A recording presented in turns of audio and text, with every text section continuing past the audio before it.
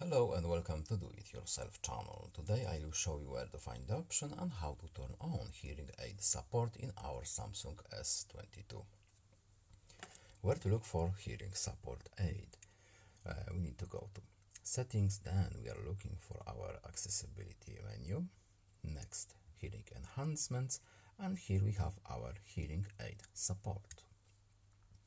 So we have the option here to turn on our hearing aid compatibility. What does it do? We have short explanation here. Adjust your phone's audio so it works better with hearing aids. So it does exactly what it says it's do, and we can turn this option right here. No need to save this setting. We can just go back to our home screen, and that's it.